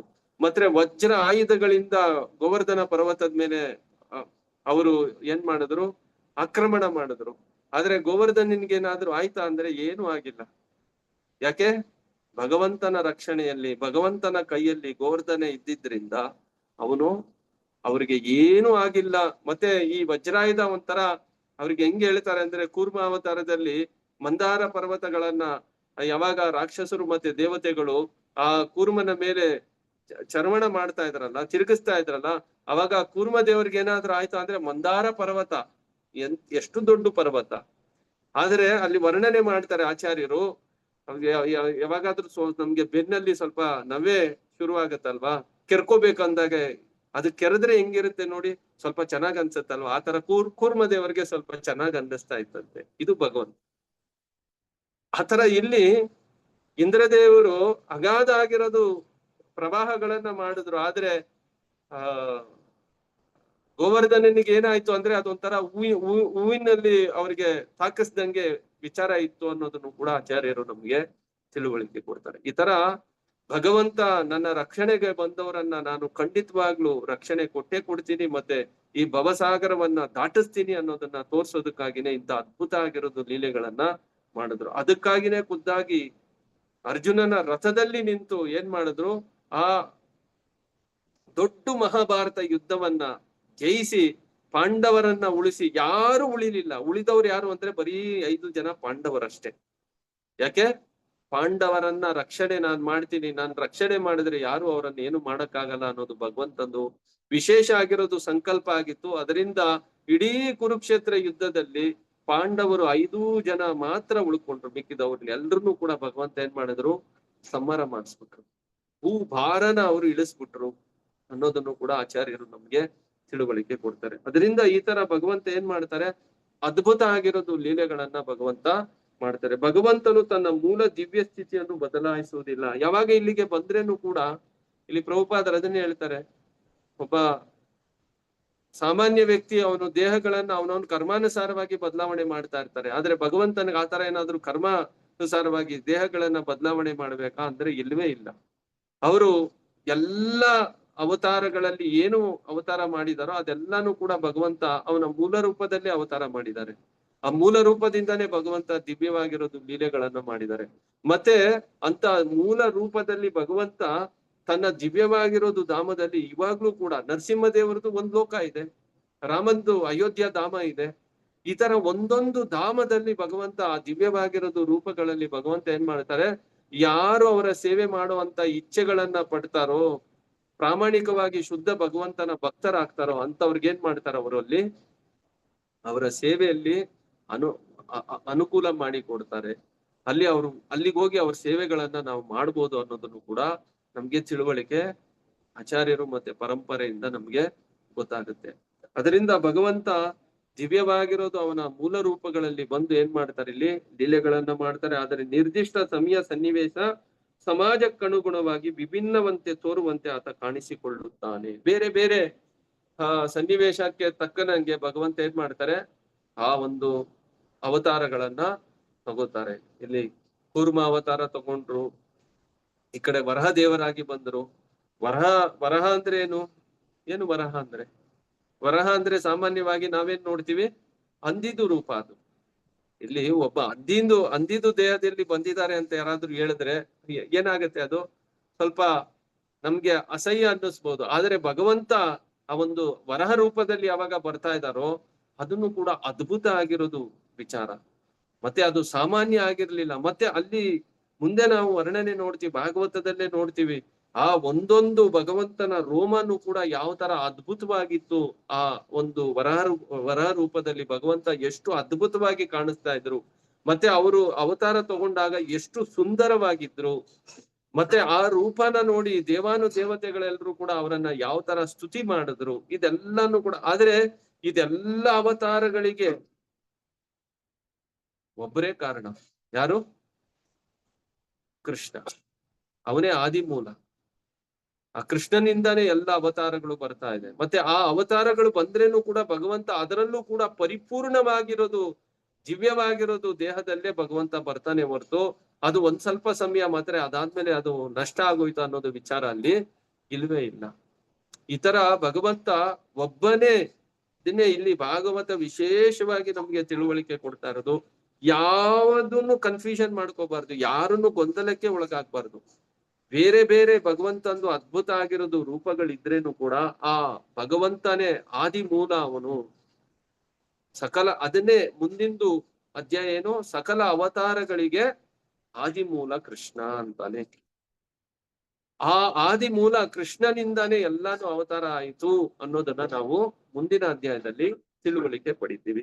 ಅದಾದ್ಮೇಲೆ ಇಲ್ಲಿ ಪ್ರಭುಪಾದರು ಏನ್ ಹೇಳ್ತಾರೆ, ಕೆಲವೊಮ್ಮೆ ಅವನು ತಾನೇ ಅವತಾರವೆತ್ತುತ್ತಾನೆ ಅಥವಾ ತನಗೆ ಪ್ರವರ್ತಿಸಲು ಅರ್ಹ ಜೀವಿಗೆ ಅಧಿಕಾರ ನೀಡುತ್ತಾನೆ. ಕೆಲವೊಂದ್ಸಲಿ ಭಗವಂತ ಬರ್ತಾರೆ, ಖುದ್ದಾಗಿ ಬರ್ತಾರೆ. ಕೆಲವೊಂದ್ಸಲಿ ಭಗವಂತನ ಶುದ್ಧ ಭಕ್ತರು ಈ ಜಗತ್ತಿಗೆ ಬರ್ತಾರೆ, ಅವರು ಭಗವಂತನ ವಿಚಾರಗಳನ್ನ ಪ್ರಚಾರ ಮಾಡ್ತಾರೆ. ಆದ್ರೆ ಯಾವುದೇ ಸಂದರ್ಭದಲ್ಲಿ ಉದ್ದೇಶ ಮಾತ್ರ ಒಂದೇ, ಅದು ಭಗವಂತ ಬರ್ಲಿ ಇಲ್ಲ ಭಗವಂತನ ಶುದ್ಧ ಭಕ್ತರು ಈ ಜಗತ್ತಿಗೆ ಬರ್ಲಿ. ಉದ್ದೇಶ ಏನಿದೆ? ತೊಳಲಿ ಬಳಲುವ ಜೀವಿ ಭಗವದ್ಧಾಮಕ್ಕೆ ಹಿಂದಿರುಗುವುದನ್ನು ಭಗವಂತನು ಬಯಸುತ್ತಾನೆ. ಭಗವಂತಂದು ಇಚ್ಛೆ ಏನು? ಭಗವಂತ ಯಾಕೆ ಇದನ್ನೆಲ್ಲ ಮಾಡ್ತಾ ಇರೋದು? ಈ ಉದ್ದೇಶ ಏನು? ನಾವು ಈ ಜಗತ್ತಲ್ಲಿ ತುಂಬಾ ಒದ್ದಾಡ್ತಾ ಇದೀವಿ, ಕಷ್ಟದಲ್ಲಿ ಸಿಕ್ಕಾಕೊಂಡಿದೀವಿ. ನಮ್ಮನ್ನ ಬಿಡುಗಡೆಗೊಳಿಸೋದಕ್ಕಾಗಿನೇ ಭಗವಂತ ಏನ್ ಮಾಡಿದ್ದಾರೆ, ಇಂತಹ ದಿವ್ಯವಾಗಿರೋದು ಅವತಾರಗಳನ್ನ. ಮತ್ತೆ ಭಗವಂತನು ಬರ್ತಾರೆ, ಇಲ್ಲ ಭಗವಂತನ ಶುದ್ಧ ಭಕ್ತರು ಈ ಜಗತ್ತಿಗೆ ಬರ್ತಾರೆ. ಅದಕ್ಕೆ ಪ್ರಭುಪಾದರು ಏನ್ ಹೇಳ್ತಾ ಇದ್ದಾರೆ ನೋಡಿ, ಸ್ಪಷ್ಟ ಇದೆ ಇದು. ನಾವ್ ಏನಾದ್ರೂ ಆಗಿರ್ಬೋದು ಈ ಜಗತ್ತಲ್ಲಿ, ಅದು ಬ್ರಹ್ಮದೇವರಿಂದ ಹಿಡಿದು ಸಾಮಾನ್ಯ ಒಂದು ಇರುವೆವರೆಗೂ ಏನಾದ್ರೂ ಆಗಿರ್ಬೋದು. ಏನೇ ಆದ್ರೇನು ಕೂಡ ಜೀವಿಗಳು ಅರಿಸು ಹೊರಟ ಸುಖ ಮಾತ್ರ ಎಲ್ಲೂ ಅಸಂಖ್ಯಾತ ಬ್ರಹ್ಮಾಂಡಗಳ ಮತ್ತು ಐಕ ಲೋಕಗಳ ಯಾವ ಮೂಲೆಯಲ್ಲೂ ಕಾಣಸಿಗುವುದಿಲ್ಲ. ನಾವೇನು ಬಯಸ್ತಾ ಇದೀವೋ ಆನಂದ ಸುಖ ಅನ್ನೋದು, ಅದು ಎಲ್ಲೂ ಸಿಗಲ್ಲ. ಭಗವದ್ಗೀತೆ 8ನೇ ಅಧ್ಯಾಯ, ಮಾತಾಜಿ 8ನೇ ಅಧ್ಯಾಯ 8ನೇ ಶ್ಲೋಕ ತೆಗಿತಾ ಇದೆ.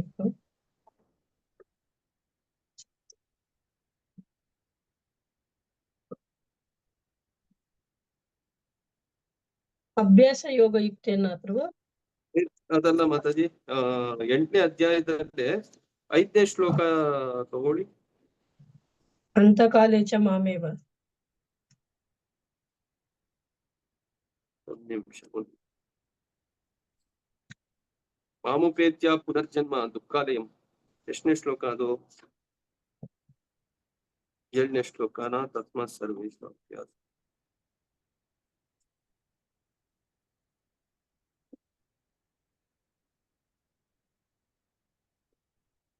ಎಷ್ಟನೇ ಶ್ಲೋಕದಲ್ಲಿ ಹೇಳ್ತಾರೆ ಅದು? 15ನೇ ಶ್ಲೋಕ ಪ್ರಭು. 15ನೇ ಶ್ಲೋಕ ಓದಿ ಮಾತಾಡಿ. ಮಾಮುಪೇತ್ಯ ಪುನರ್ಜನ್ಮ ದುಃಖಾಲಯಂ ಅಶಾಶ್ವತಂ ನಾಪ್ನುವಂತಿ ಮಹಾತ್ಮನಃ ಸಂಸಿದ್ಧಿ ಪರಮಾಂ ಗತಿ. ಭಕ್ತಿ ಯೋಗಿಗಳಾದ ಮಹಾತ್ಮರು ನನ್ನನ್ನು ಸೇರಿದ ಮೇಲೆ ದುಃಖಗಳ ತವರಾದ ಈ ಅಶಾಶ್ವತ ಪ್ರಪಂಚಕ್ಕೆ ಹಿಂತಿರುಗುವುದಿಲ್ಲ, ಏಕೆಂದರೆ ಅವರು ಅತ್ಯುನ್ನತ ಪರಿಪೂರ್ಣತೆಯನ್ನು ಸಾಧಿಸಿದ್ದಾರೆ. ಪ್ರಭುಪಾದರು ಈ ಭಾವಾರ್ಥದಲ್ಲಿ ತುಂಬಾ ಚೆನ್ನಾಗಿ ವಿಚಾರಗಳನ್ನ ನಮ್ಗೆ ತಿಳುವಳಿಕೆ ಕೊಡ್ತಾರೆ. ಈ ಮಾತಾಜಿ ಒಂದ್ಸಲಿ ಭಾವಾರ್ಥನ ಒಂದು ಪ್ಯಾರ ಓದಿ ಮಾತಾಜಿ. ಭಾವಾರ್ಥ: ಈ ಅಶಾಶ್ವತ ಐಹಿಕ ಪ್ರಪಂಚವು ಜನನ, ಮುಪ್ಪು, ರೋಗ ಮತ್ತು ಸಾವುಗಳ ಸಂಕಟಗಳಿಂದ ತುಂಬಿರುವುದರಿಂದ ಅತ್ಯುನ್ನತ ಪರಿಪೂರ್ಣತೆಯನ್ನು ಸಾಧಿಸಿ ಪರಮಲೋಕವಾದ ಕೃಷ್ಣಲೋಕ ಅಥವಾ ಗೋಲೋಕ ವೃಂದಾವನ್ನು ಸೇರಿದವನು ಹಿಂದಿರುಗಲು ಬಯಸುವುದಿಲ್ಲ. ವೈದಿಕ ಸಾಹಿತ್ಯವು ಪರಮಲೋಕವನ್ನು ಅವ್ಯಕ್ತ, ಅಕ್ಷರ ಮತ್ತು ಪರಮಾಗತಿ ಎಂದು ವರ್ಣಿಸುತ್ತದೆ.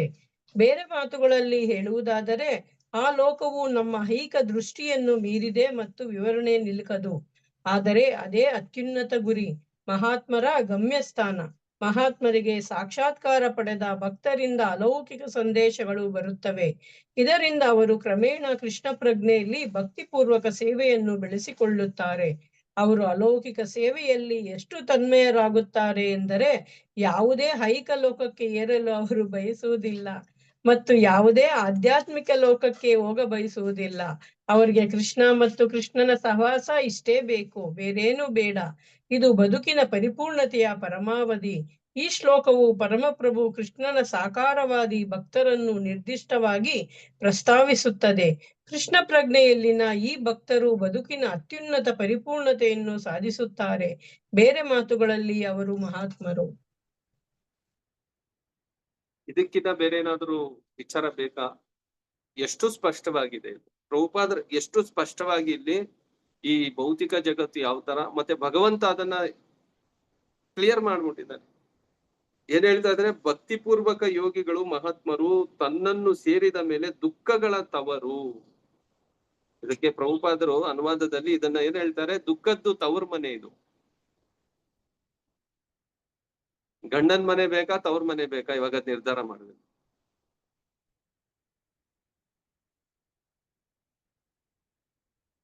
ಕರೆಕ್ಟ್ ಅಲ್ವಾ? ಯಾವಾಗ ಇದು ದುಃಖಗಳಿರುವಂತ ತವ್ರ ಮನೆ, ಇದು ಬರೀ ದುಃಖ ಬಿಟ್ರೆ ಬೇರೆ ಏನು ಇಲ್ಲ. ಅದಕ್ಕೆ ಮುತ್ತೈದಾಗಿರಬೇಕು ಮುದದಿಂದಲಿ 10 ನಾಮದೊಡೆಯ ಹರಿನನ್ನ ಪತಿ ಎಂದು ಅಂತ ದಾಸರು ಹೇಳ್ತಾರೆ. ವ್ಯಕ್ತಿ ಮುತ್ತೈದವಾಗಿ ಇರ್ಬೇಕಂತೆ ಯಾವಾಗ್ಲೂ ಕೂಡ. ಅವನೇ ಶಾಶ್ವತ ಆಗಿರೋದು ಪತಿ.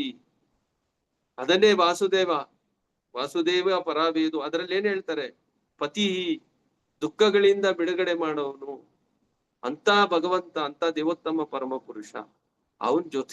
ಅವನ್ ಜೊತೆಯಲ್ಲಿ ಇರ್ಬೇಕು. ಆ ಉದ್ದೇಶ ಇಟ್ಕೊಂಡೇ ಭಗವಂತ ಇಲ್ಲಿಗೆ ಬರ್ತಾರೆ. ಭಕ್ತರು, ಶುದ್ಧ ಭಗವಂತನ ಭಕ್ತರು ಈ ಜಗತ್ತಿಗೆ ಬರ್ತಾರೆ. ಆ ಒಂದು ಸಂದೇಶಗಳನ್ನ ಇಲ್ಲಿ ಏನ್ ಹೇಳ್ತಾ ಇದ್ದಾರೆ, ಮಹಾತ್ಮರಾಗಿರೋರು ಅರ್ಥ ಮಾಡ್ಕೋತಾರೆ. ಮಹಾತ್ಮರು ಅಂದ್ರೇನು, ನಿಜವಾಗ್ಲೂ ತಿಳುವಳಿಕೆ ಇರೋರು, ಬುದ್ಧಿವಂತ ವ್ಯಕ್ತಿಗಳು, ಅವರೇ ಮಹಾತ್ಮರು. ಇದನ್ನ ಯಾರು ಬೇಕಾದ್ರೂ ಸಾಧಿಸಬಹುದು. ಇವರೇ ಮಹಾತ್ಮ ಆಗ್ಬೇಕನ್ನೋದೇನಿಲ್ಲ. ಯಾರು ಭಗವಂತನನ್ನ ಅರ್ಥ ಮಾಡ್ಕೋತಾರ ಅವ್ರು ಖಂಡಿತವಾಗ್ಲೂ ಮಹಾತ್ಮರಾಗ್ತಾರೆ. ಅವ್ರು ಅರ್ಥ ಮಾಡ್ಕೋತಾರೆ, ಮತ್ತೆ ಅವರು ಯಾವುದೇ ಬೇರೆ ಇನ್ಯಾವುದೇ ವಿಚಾರಗಳನ್ನ ಮಾಡಲ್ಲ. ಅವರು ಭಗವಂತನ ಧಾಮಕ್ಕೆ ವಾಪಸ್ ಹೋಗೋದಕ್ಕೆ ಏನು ಬೇಕು ಅದನ್ನ ಅವರು ಸ್ಪಷ್ಟವಾಗಿ ಅವ್ರ ಜೀವನದಲ್ಲಿ ಅಳವಡಿಸ್ಕೋತಾರೆ. ಅವ್ರ ಮಾತನ್ನ ಕೇಳ್ತಾರೆ, ಆ ಪ್ರಕಾರವಾಗಿ ಜೀವನ ನಡೆಸ್ತಾರೆ. ಅವ್ರು ಈ ದೇಹ ಬಿಟ್ಟಿದ ತಕ್ಷಣ ಮತ್ತೆ ಭಗವಂತನ ಧಾಮಕ್ಕೆ ವಾಪಸ್ ಹೋಗ್ತಾರೆ. ಇದನ್ನೇ ಮತ್ತೆ ಮುಂದುವರಿಸಿ ಭಗವಂತ ಏನ್ ಹೇಳ್ತಾರೆ, ಆ ಬ್ರಹ್ಮ ಭುವರ್ಣ ಲೋಕ ಪುನರಾವರ್ತಿನೋ ಅರ್ಜುನ ಮಾಮುಪೇತ್ಯ ತು ಕೌಂತೆಯ ಪುನರ್ಜನ್ಮ ನ ವಿದ್ಯತೆ. ಮತಜಿ ಅನುವಾದ ಓದಿ. ಐಕ ಜಗತ್ತಿನ ಅತ್ಯುನ್ನತ ಲೋಕದಿಂದ ಅತಿ ಕೆಳಗಿನ ಲೋಕದವರೆಗೆ ಎಲ್ಲಾ ಲೋಕಗಳು ದುಃಖದ ಆವಾಸಗಳೇ. ಇವುಗಳಲ್ಲಿ ಜನನ ಮರಣಗಳು ಮತ್ತೆ ಮತ್ತೆ ಆಗುತ್ತವೆ.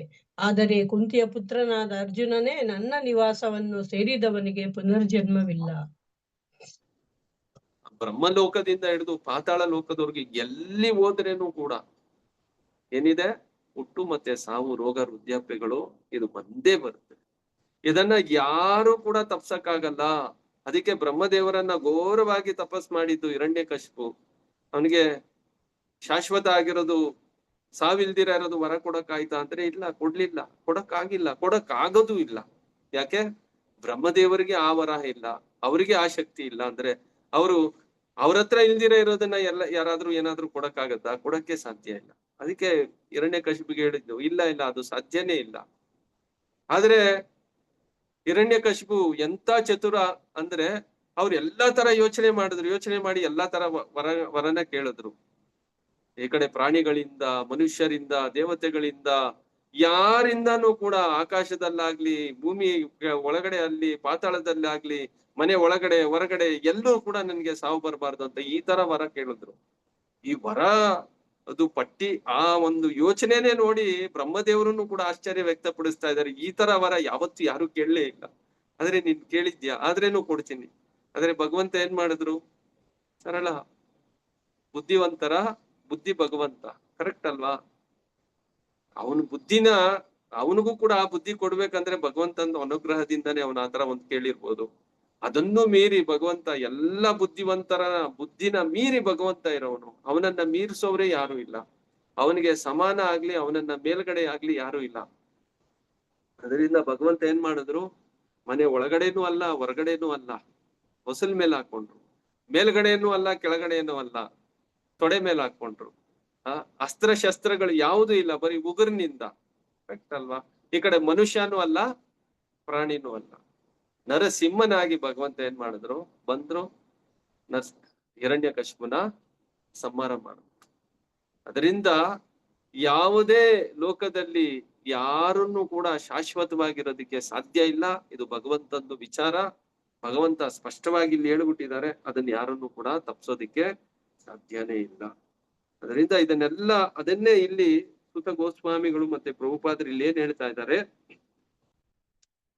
ಅಸಂಖ್ಯ ಬ್ರಹ್ಮಾಂಡಗಳ ಮತ್ತು ಐಕ ಲೋಕಗಳ ಯಾವ ಮೂಲೆಯಲ್ಲೂ ಕೂಡ ನಾವೇನು ಬಯಸ್ತಾ ಇದ್ದೀವೋ ಈ ಜೀವನ, ಶಾಶ್ವತ ಜೀವನ, ಸುಖದ ಜೀವನ, ಆನಂದದ ಜೀವನ, ಇದು ಸಿಗದಿಲ್ಲ. ಜೀವ ಬಯಸುವ ಶಾಶ್ವತ ಸುಖವನ್ನು ಭಗವಂತನ ಸಾಮ್ರಾಜ್ಯದಲ್ಲಿ ಮಾತ್ರ ಪಡೆಯಬಹುದು. ಮಾಮುಪೇತ್ಯ ಪುನರ್ಜನ್ಮನ ವಿದ್ಯತೆ. ಅದು ನನ್ನ ಹತ್ರನೇ ಇರೋದದು. ನನ್ನ ಲೋಕದಲ್ಲಿ ಮಾತ್ರ ಇಂಥ ಒಂದು ಅವಕಾಶ ಇದೆ. ಅದರಿಂದ ಭಗವಂತ ಅದನ್ನೇ ಹೇಳ್ತಾ ಇರೋದು, ಮಾಮುಪೇತ್ಯ ಪುನರ್ಜನ್ಮ ನಾವಿದ್ಯತೆ. ಮತ್ತೆ ನೀನ್ ನನ್ನ ಲೋಕಕ್ಕೆ ಬಂದಾಗ ನೀನು ಮತ್ತೆ ಈ ದುಃಖಗಳ ತವರಿಗೆ ವಾಪಸ್ಸು ಬರಲ್ಲ. ಐಕ ಗುಣಗಳ ಪ್ರಭಾವಕ್ಕೊಳಗಾಗಿರುವ ಮರುಗುಳಿ ಜೀವಿಗಳಿಗೆ ದೇವರ ಸಾಮ್ರಾಜ್ಯದ ಸಂಗತಿಯೇ ಗೊತ್ತಿಲ್ಲ. ನಾವು ಭಗವಂತನಿಂದ ವಿಮುಖರಾಗಿ ಈ ಜಗತ್ತಿಗೆ ಬಂದ್ಬಿಟ್ಟಿದೀವಿ. ಅದರಿಂದ ನಾವೆಲ್ಲರೂ ಕೂಡ ಏನ್ ಮಾಡಿದೀವಿ, ಭಗವಂತನನ್ನ ಮತ್ತೆ ಭಗವಂತನ ಲೋಕಗಳನ್ನ ಮರ್ತೋಗಿದ್ದೀವಿ. ನಾವು ಮರ್ತೋಗಿರೋರು ನಾವು. ಮತ್ತೆ ಅದನ್ನ ನೆನಪು ಮಾಡೋದಕ್ಕಾಗಿನೇ. ಆದುದರಿಂದ ಭಗವಂತನು ದೇವರ ಸಾಮ್ರಾಜ್ಯದ ಸಂದೇಶವನ್ನು ಪ್ರಚಾರ ಮಾಡಲು ತಾನೇ ಅವತಾರವೆತ್ತಿ ಬರುತ್ತಾನೆ, ಅಥವಾ ದೇವರ ಉತ್ತಮ ಮಕ್ಕಳಂತೆ ಇರುವ ತನ್ನ ಪರಂಪರಾಗತ ಪ್ರತಿನಿಧಿಗಳ ಮೂಲಕ ಬರುತ್ತಾನೆ. ಇಲ್ಲ, ಖುದ್ದಾಗಿ ಅವರೇ ಬರ್ತಾರೆ. ಅದಕ್ಕೆ ಕೃಷ್ಣ, ಭಗವಂತನಿಗೆ ಹೆಸರೇನಪ್ಪ ಅಂದ್ರೆ ಕೃಷ್ಣ. ಕೃಷ್ಣ ಅಂದ್ರೆ ಕರ್ಷಯತಿ ಕೃಷ್ಣ, ಕೆಳಗಡೆ ಬಿದ್ದಿರೋವರನ್ನ ಮೇಲಕ್ಕೆತ್ತವನೇ ಕೃಷ್ಣ.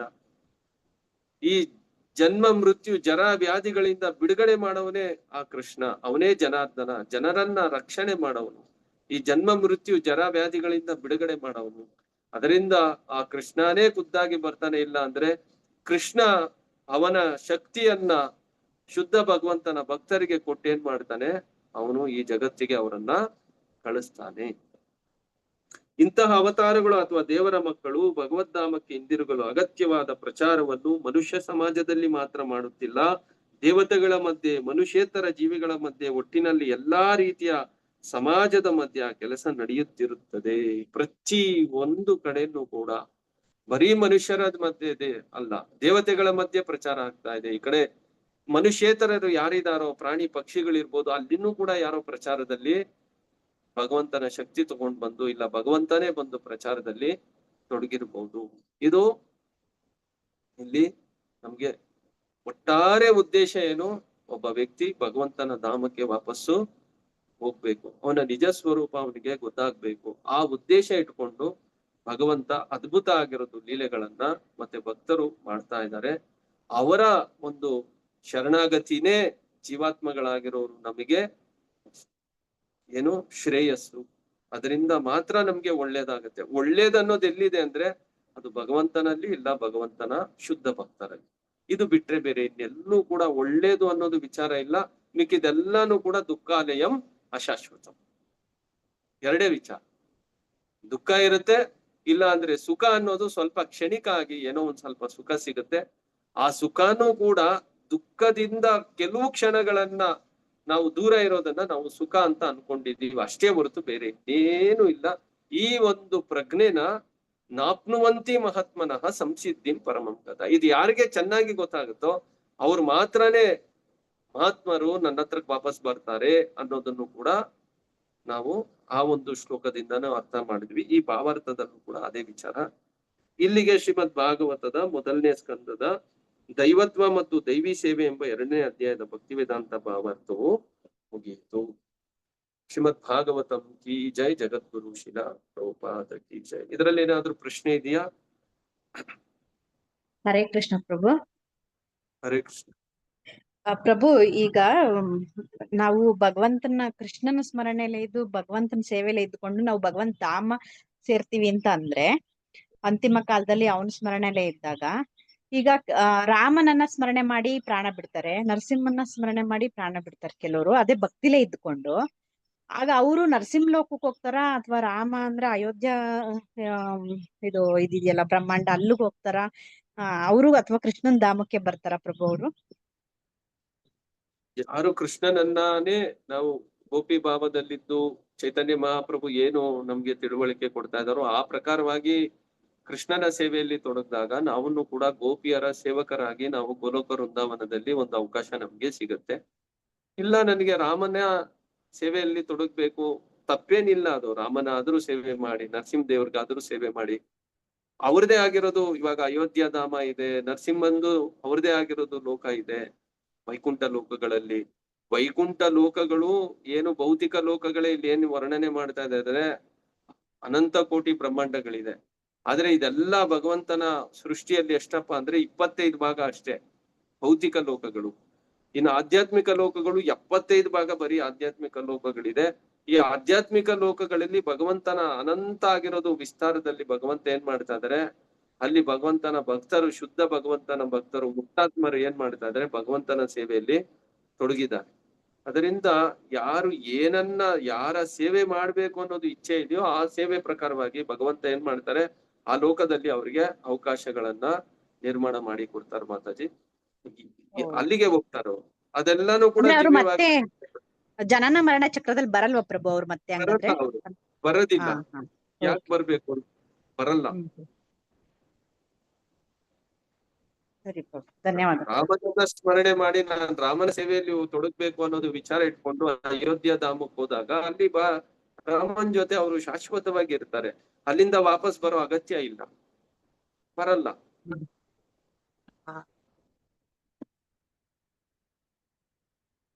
ಬೇರೆ ಯಾರಿಗಾದ್ರೆ ಏನಾದ್ರು ಪ್ರಶ್ನೆ ಇದೆಯಾ?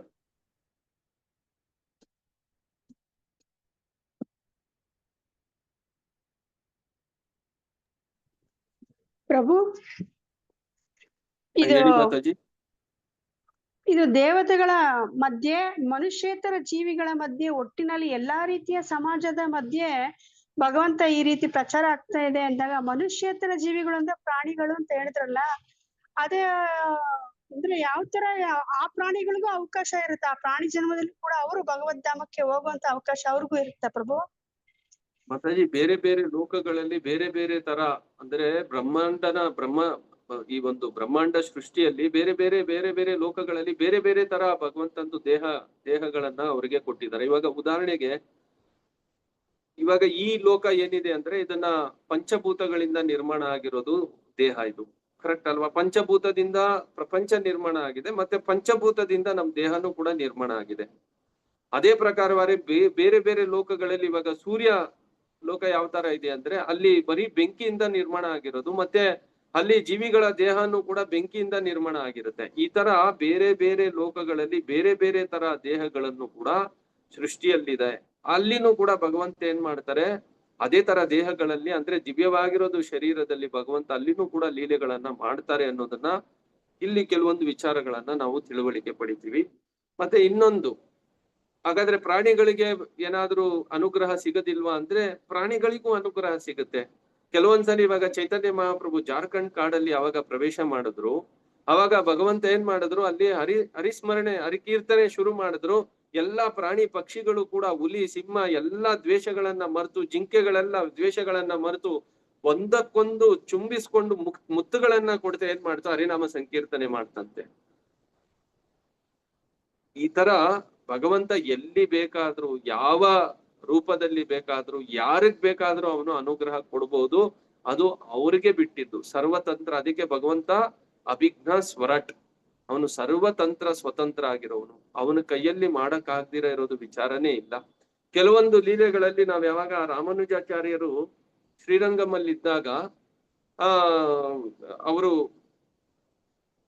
ಪ್ರಸಾದ ತಿಂದು ಒಂದು ಕೊಳದಲ್ಲಿ ಅವ್ರೇನ್ ಮಾಡ್ತಾರೆ, ಕೈ ತೊಳಿತಾರೆ. ಅದರಲ್ಲಿ ಕೈಯಲ್ಲಿ ಇದ್ದಿದ್ದು ಕೆಲವೊಂದು ಆ ತುಣುಕುಗಳು, ಆ ಮೀನು ತಿಂದು ಏನ್ ಮಾಡ್ತು, ಆ ಮೀನು ತಕ್ಷಣ ಏನ್ ಮಾಡ್ತು ಅಂದ್ರೆ ಅವನಿಗೆ ದಿವ್ಯವಾಗಿರೋದು ಶರೀರ ತಗೋತಾ ಭಗವಂತನ ಧಾಮಕ್ಕೆ ಪ್ರವೇಶ ಮಾಡ್ತಂತೆ. ಈ ತರ ಲೀಲೆಗಳನ್ನು ಕೂಡ ಭಕ್ತರು ಅಂದ್ರೆ ವಿಶೇಷವಾಗಿ ರಾಮಾನುಜಾಚಾರ್ಯರು ತೋರಿಸಿಕೊಟ್ಟಿದ್ದಾರೆ.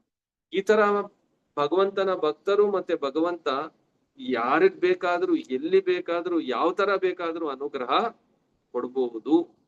ಅದನ್ನ ಅವರಿಗೆ ಬಿಟ್ಟಿರೋದೇ ಹೊರತು ನಮ್ದಲ್ಲ. ಅದನ್ನೇ ಇಲ್ಲೇನ್ ಹೇಳ್ತಾ ಇದ್ದಾರೆ, ಎಲ್ಲರ ಮಧ್ಯೆಯಲ್ಲಿ ಭಗವಂತ ಏನ್ ಮಾಡಿದ್ರು, ಎಲ್ಲಾ ಜೀವಿಗಳ ಮಧ್ಯೆಯಲ್ಲಿ ಕೂಡ ಭಗವಂತ ಏನ್ ಮಾಡ್ತಾರೆ, ಈ ತರ ಅನುಗ್ರಹ ಕೊಡ್ತಾ ಹೋಗ್ತಾ ಇದ್ದಾರೆ ಅನ್ನೋದೇ ಇಲ್ಲಿ ವಿಚಾರ ಇದೆ. ಅರ್ಥ ಆಯ್ತು ಪ್ರಭು. ಹರೇ ಕೃಷ್ಣ. ಹರೇ ಕೃಷ್ಣ.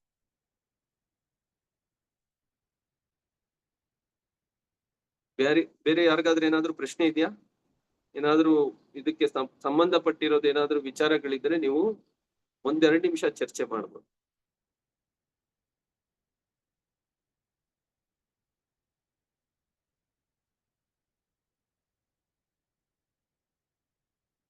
ನಾಳೆ ನಾವು 3ನೇ ಅಧ್ಯಾಯ ಪ್ರಾರಂಭ ಮಾಡ್ತಾ ಇದೀವಿ. ಆದಷ್ಟು ನೀವು 3ನೇ ಅಧ್ಯಾಯಗಳು ಕೆಲವೊಂದು ಭಾವಾರ್ಥಗಳು ತುಂಬಾ ದೊಡ್ಡ ಭಾವಾರ್ಥಗಳೆಲ್ಲ ಪ್ರಭುಪಾದರು ಕೊಟ್ಟಿದ್ದಾರೆ. ನೀವು ಅದನ್ನು ಸ್ವಲ್ಪ ಮನೇಲಿ ಓದ್ಕೊಂಡ್ ಬನ್ನಿ, ಓದ್ಕೊಡಿ. ಭಗವದ್ಗೀತೆ ಓದಿ, ಭಾಗವತ ಓದಿ, ಇಲ್ಲ ಪ್ರಭುಪಾದರ ಸಣ್ಣ ಪುಸ್ತಕಗಳನ್ನ ನೀವು ಅಧ್ಯಯನ ಮಾಡಿ. ಇದರಿಂದ ಸಾಕಷ್ಟು ವಿಚಾರಗಳು ನಮ್ಗೆ ಗೊತ್ತಾಗುತ್ತೆ. ಮತ್ತೆ ಜೊತೆಯಲ್ಲಿ ತುಂಬಾ ಮುಖ್ಯ ಆಗಿ ನಾವು ಭಗವಂತನ ನಾಮಸ್ಮರಣೆ. ಇವತ್ತು ಕೂಡ ಪ್ರಭುಪಾದರ ವಾಣಿಯಲ್ಲಿ ಒಂದು ವಿಚಾರ ನಮ್ಗೆ ತಿಳುವಳಿಕೆ ಕೊಟ್ರು. ಅವ್ರೇನ್ ಹೇಳ್ತಾ ಇದಾರೆ ಅಂದ್ರೆ, ಎಲ್ರೂ ಕೂಡ ದೀಕ್ಷಾ ಬದ್ಧರಾಗ್ಬೇಕು, 16 ಮಾಲೆ ಜಪ ಮಾಡ್ಬೇಕು. ನಾವು 16 ಮಾಲೆ ಜಪ ಮಾಡ್ದಿರಾ ಭಗವಂತನ ಧಾಮಕ್ಕಂತೂ ಹೋಗಕ್ ಸಾಧ್ಯ ಇಲ್ಲ. ನಮ್ಮ ಪ್ರಜ್ಞೆನ ಬದಲಾವಣೆ ಮಾಡ್ಕೊಳೋದಕ್ಕಂತೂ ಸಾಧ್ಯ ಇಲ್ಲ. ಆದ್ರೆ ನಾವ್ ಯಾವತ್ತಾದ್ರೂ ಊಟ ಬಿಡ್ತೀವಾ? ಅಯ್ಯೋ ಇವತ್ತು ಟೈಮ್ ಇಲ್ಲ, ಅದಕ್ಕೆ ಸ್ವಲ್ಪ ಊಟ ಮಾಡೋದ್ ಬೇಡ ಅಂತ ಯಾವತ್ತಾದ್ರೂ ಯೋಚನೆ ಮಾಡಿದೀವಾ? ಇಲ್ಲ. ಅದೇ ತರ ನಾವು ಜಪಾನ್ನು ಕೂಡ ತುಂಬಾ ಚೆನ್ನಾಗಿ ಮಾಡ್ಕೋಬೇಕಂತೆ ಪ್ರಭುಪಾದರು ಸ್ಪಷ್ಟವಾಗಿ ಹೇಳ್ತಾ ಇದ್ದಾರೆ. ಅದರಿಂದ ನಾವೆಲ್ಲರೂ ಕೂಡ ಪ್ರತಿದಿನ ಜಪದಲ್ಲಿ ಭಾಗವಹಿಸೋಣ. ಬೆಳಿಗ್ಗೆ 5 ಗಂಟೆಯಿಂದ 7 ಗಂಟೆವರೆಗೂ ಜಪ ಮಾಡಿ, ಅದಾದ್ಮೇಲೆ ಭಗವಂತನ ಸೇವೆಯಲ್ಲಿ ವಿಗ್ರಹ ಆರಾಧನೆ ನಿಮ್ ಮನೆಯಲ್ಲಿ ಯಾವ ತರ ಒಂದು ಭಗವಂತನಿಗೆ ಆರಾಧನೆ ಮಾಡ್ತಾ ಇದ್ದೀರೋ, ಪ್ರಭುಪಾದರು ಹೆಂಗ್ ಹೇಳ್ಕೊಟ್ಟಿದ್ದಾರೋ ಆ ಸಂಕಲ್ಪದ ಪ್ರಕಾರವಾಗಿ ನೀವು ಆರಾಧನೆ ಮಾಡ್ಕೊಳ್ಳಿ. ಅದಾದ್ಮೇಲೆ ಭಾಗವತ ಕೇಳಿಸ್ಕೊಳ್ಳಿ. ಅದಾದ್ಮೇಲೆ ಮಿಕ್ಕಿದ್ದು ಸಮಯ ಏನಿದೆಯೋ ನಿಮ್ ಕೆಲ್ಸದಲ್ಲಿ ಇದ್ರೇನು ಕೂಡ ನಾವು ನಿರಂತರವಾಗಿ ಭಗವಂತನ ಚಿಂತನೆ ಮಾಡ್ತಾ ನಮ್ದು ಏನಿದೆಯೋ ದೈನಂದಿನ ಕೆಲಸಗಳನ್ನ ನಾವ್ ಮಾಡ್ಕೋಬಹುದು. ಅದಾದ್ಮೇಲೆ ವಾರಕ್ಕೆ 1 ದಿನನಾದ್ರೂ ಇಲ್ಲ ಭಕ್ತಿ ವೃಕ್ಷಗಳಲ್ಲಿ ಭಾಗವಹಿಸಿ, ಅಲ್ಲಿ ಸೇವೆಯಲ್ಲಿ ತೊಡಗಿ, ಭಗವಂತ ದೇವಸ್ಥಾನಕ್ಕೆ ಬನ್ನಿ, ಅಲ್ಲಿ ಸೇವೆಯಲ್ಲಿ ತೊಡಗಿ. ಈ ತರ ನಾವು ನಿರಂತರವಾಗಿ ನಮ್ಮ ಪ್ರಜ್ಞೆನ ಭಗವಂತನ ಪ್ರಜ್ಞೆ ಆಗ್ಲಿ ಇಟ್ಕೋಬೇಕು. ಅದಕ್ಕೆ ಇಷ್ಟೊಂದೆಲ್ಲ ವಿಚಾರಗಳನ್ನ ಪ್ರಭುಪಾದರು ಕೊಡ್ತಾರೆ. ಒಂದ್ಸಲ ಹರೇ ಕೃಷ್ಣ ಮಂತ್ರ ಹೇಳಿ ನಾವು ಈ ಕಾರ್ಯಕ್ರಮ ಇಲ್ಲಿಗೆ. ಹರೇ ಕೃಷ್ಣ ಮಾತಾಜಿ. ನಾಳೆ ನಾನು ಓದ್ತೀನಿ ಮಾತಾಜಿ. ಓಕೆ ಹರೇ ಕೃಷ್ಣ ಹರೇ ಹರೇ ಕೃಷ್ಣ ಕೃಷ್ಣ ಕೃಷ್ಣ ಹರೇ ಕೃಷ್ಣ ಹರೇ ಹರೇ ರಾಮ ಹರೇ ಹರೇ ರಾಮ ಹರೇ ರಾಮ ರಾಮ ರಾಮ ಹರೇ ಹರೇ ಹರೇ ಹರೇ ಕೃಷ್ಣ ಪ್ರಭು. ಹರೇ ಕೃಷ್ಣ ಪ್ರಭು. ಎಲ್ಲರಿಗೂ ಧನ್ಯವಾದ.